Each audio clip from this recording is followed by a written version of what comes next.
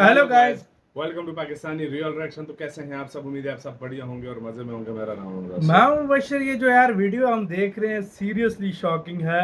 Massive attack on India's enemies, मतलब भारत के जो सबसे बड़े कोई दुश्मन है उनके ऊपर मैसिव हमला हुआ है। और something big happened in Myanmar में भी कुछ हुआ है। मतलब भारत से इसका लिंक है, क्या सीन है भाई, पूरा जानते हैं इसको तभी पता लगेगा। प्रशांत धवन सर का वीडियो और आज इसकी बहुत चर्चा भी हो रही है। काउंट करते हैं 3 2 1 एंड स्टार्ट। करियर 247। नमस्कार, वेलकम टू करियर 247। मैं हूं प्रशांत धवन। नाउ Strike 13 हुई जुलाई है। को संडे के दिन सुबह सुबह एक बहुत ही इंटरेस्टिंग न्यूज देश के सामने आती है। उल्फा आई, एक ऐसा ग्रुप जो भारत को तोड़ना चाहता है, आसाम स्टेट को भारत से अलग करना चाहता है। ये लोग सोशल मीडिया पर एक प्रेस रिलीज करते हैं। वहां पर ये लोग कहते हैं कि भारतीय सेना ने हम पर बहुत ही बड़ा ड्रोन अटैक किया है। इंडिया को तोड़ेंगे एक तो बड़ा तुम्हें और हमला क्या हुआ हम लड्डू पर। देगा? ये लोग एक्चुअली म्यांमार में छुपे हुए थे। अब मैं आपको अगर मैप में दिखाऊं, यहाँ म्यांमार में। पर इधर यहाँ पे आप लोग देख पाओगे, ये आसाम स्टेट है और ये यहाँ पे है म्यांमार। तो म्यांमार की बॉर्डर के आसपास उल्फा आई के लोग छुपे रहते हैं और काफी बार आसाम में जो सरकार के ऑफिसर्स हैं, जो पुलिस ऑफिसर्स हैं और इवन जो सिक्योरिटी पर्सनल हैं, उन पर ये लोग अटैक करते हैं। तो उल्फा आई अचानक से सामने आता है और कहता है कि हम पे बड़ा ड्रोन अटैक हुआ है।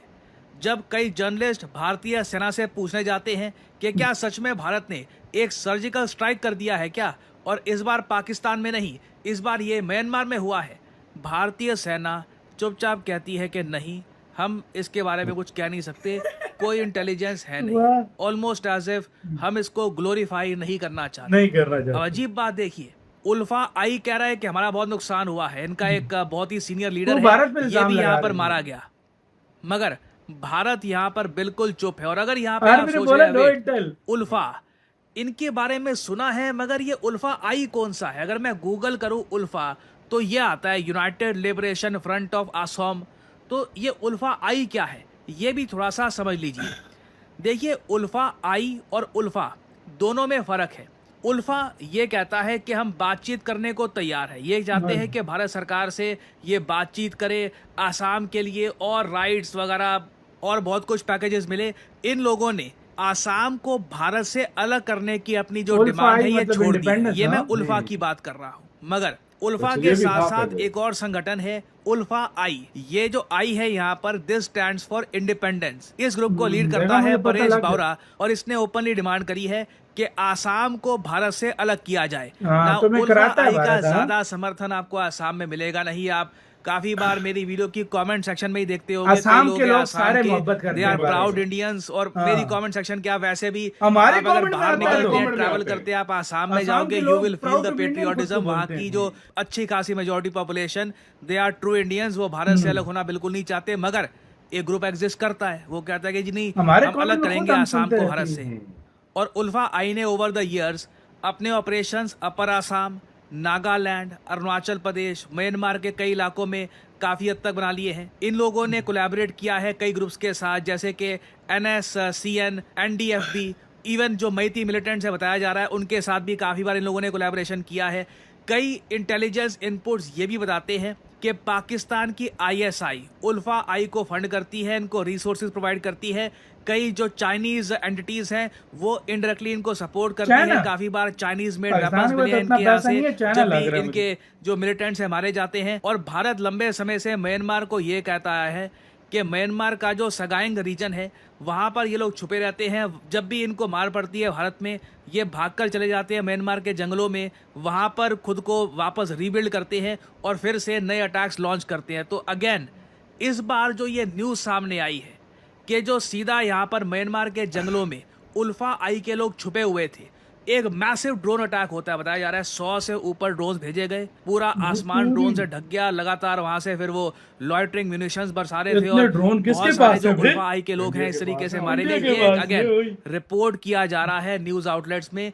उल्फा आई ने भी अपनी स्टेटमेंट में कहा है कि इनका जो ये लीडर है यहाँ पर, नयान असम, ये मर चुका है।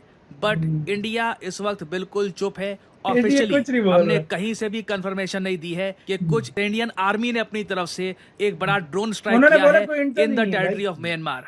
अब यहाँ पे आपका एक सवाल आएगा, अच्छा ठीक है, ये जो उल्फा आई के लोग हैं जो आसाम को तोड़ना चाहते हैं भारत से, ये काफ़ी बार म्यांमार के जंगलों में छुप जाते हैं। तो क्या हम ये कहें कि म्यांमार संरक्षण प्रोवाइड करता है इन ग्रुप्स जाहिर बात है। म्यांमार का मैं स्टांस आपको बताऊं, साल 2010 से, मैं यहाँ पे 15 साल पहले की अगर मैं बात करूं, तब से म्यांमार ने सिर्फ एक बात बोली है कि ये इंडिया की हेल्प करना चाहते हैं उल्फा चीफ परेश बौरा को पकड़ने में। म्यांमार ने काफ़ी बार इंटेलिजेंस इनपुट भी दी है, बट अब म्यांमार आज के समय इंटरनली बहुत ज़्यादा एक कॉम्प्लिकेटेड कंट्री बन चुका है। जैसे आप लोग जानते हैं, यहाँ पर लंबे समय से जो मिलिट्री शासन है वो चल रहा है। अब म्यांमार के अंदर कई ग्रुप्स खड़े हो चुके हैं जो अपनी मिलिट्री के अगेंस्ट रिबेल कर रहे हैं। वो चाहते हैं कि वापस म्यांमार में डेमोक्रेसी आए, सिचुएशन नॉर्मलाइज हो जाए। बट इस सब के बीच में ना भारत के इंटरेस्ट हर्ट होते हैं, क्योंकि पहले की तरह जब हम म्यांमार को बोल सकते थे कि उल्फा आई के अगेंस्ट एक्शन लो, अब वो सब करना कॉम्प्लिकेटेड हो गया है, क्योंकि म्यांमार की सरकार खुद काफ़ी हद तक फील कर रही है कि उनके पास कंप्लीट कंट्रोल है नहीं अपने देश का। और म्यांमार की जो आज के समय हालत है ना, ये देखकर जेन्युइनली दुख लगता है, क्योंकि म्यांमार में इतना पोटेंशियल था। म्यांमार के जरिए भारत अपने नॉर्थ ईस्टर्न रीजन को बहुत ज़्यादा डेवलप कर लेता। अगर म्यांमार स्टेबल रहता तो जो ये बहुत सारे ग्रुप्स हैं, उल्फा आई वगैरह और कुछ और ग्रुप्स भी हैं जो नॉर्थ ईस्टर्न स्टेट्स में अराजकता फैलाना चाहते हैं, हम इनको आराम से न्यूट्रलाइज कर देते। अब प्रॉब्लम ये है, सिंस म्यांमार इंटरनली वीक है, लिटरली सिविल वॉर चल रही है, गृह युद्ध चल रहा है म्यांमार में, सत्ता को लेकर के पावर किसके पास रहेगी, आर्मी के पास या फिर रिबेल ग्रुप्स के पास। भारत का एक लंबे समय से सपना है, 23 साल पुराना सपना, India Myanmar Thailand trilateral highway बनाने का। इधर आप देख पाओगे एक बहुत ही यूनिक कॉन्सेप्ट है कि इंडिया से एक सड़क निकलेगी, ये जाएगी म्यांमार में, इनके जो इंपॉर्टेंट शहर है वहां तक जाएगी और फिर ये पहुंचेगी थाईलैंड तक। आप इमेजिन कर सकते हैं, इससे जो ये दो बड़े इंपॉर्टेंट आसियान देश है म्यांमार और थाईलैंड, इनसे भारत का जो ट्रेड है ये कितना ज़रा बढ़ जाएगा, टूरिज्म कितना ज़रा बढ़ जाएगा, नॉर्थ ईस्ट के लिए ये कितना अच्छा होगा।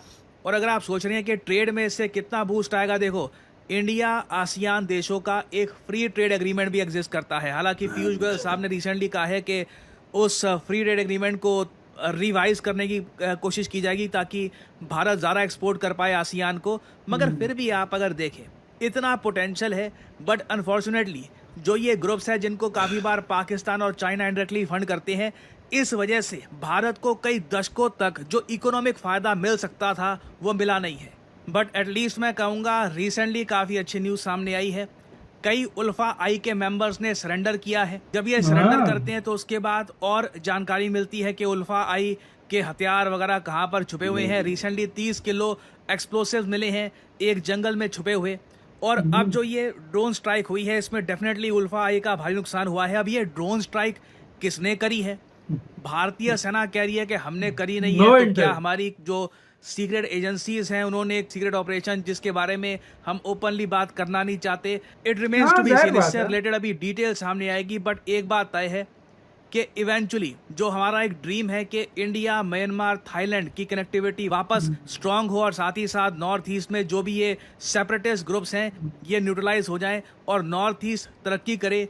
धीरे धीरे हम उस तरफ बढ़ रहे हैं। तो इस टॉपिक से रिलेटेड देखिए अभी डेवलपमेंट्स आएंगी, बहुत सारी अपडेट्स आएंगी, कुछ मेजर अपडेट सामने आती है तो I will make updated video और a short for you all.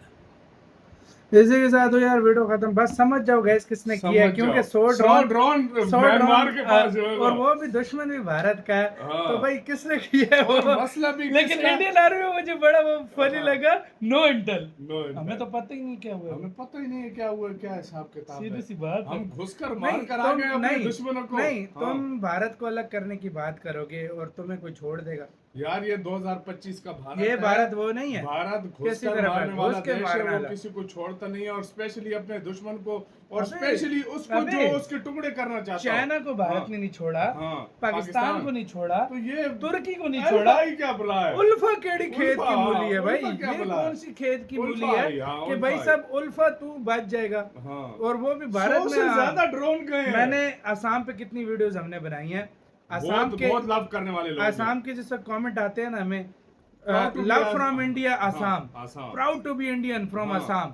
भाई साहब असम के जो लोग हैं वो प्राउड बहुत फील ज्यादा करते like, हैं। love ये दो करते तीन हैं। गंदी नाली के कीड़ों की वजह से क्या हो जाएगा, सही ये तो बात भारत फिर इनको अब ये जहाँ पर छुपते हैं ना वो अब हाँ। वहां पर छुपेंगे नहीं भाई, बिल्कुल, ये बिल्कुल। अब या हथियार डालेंगे, कहेंगे हम सरेंडर करना हाँ। चाहते हैं, या ये आगे पीछे भागेंगे। सही बात ये है। उधर नहीं अब रहेंगे जहाँ पर ये अटैक हुआ बस बहुत हो गया, आप बोलेंगे हाँ। भाई अभी वो तो पहले से उन लोगों ने हथियार डालना शुरू कर दिया। बिल्कुल भाई भारत से तुम नहीं पंगा फाइट ले नहीं सकते कर भाई, सकते, नहीं सीधी पंगा सी ले बात है। सकते। भारत एक बहुत अलग लेवल का कंट्री सही है बात है। और कोई भी घुस के नुकसान मारा है उसको भाई, घुस घुस के के। मारता है। आपकी क्या राय है बताना, अपना बहुत ज्यादा ख्याल रखना तो यार।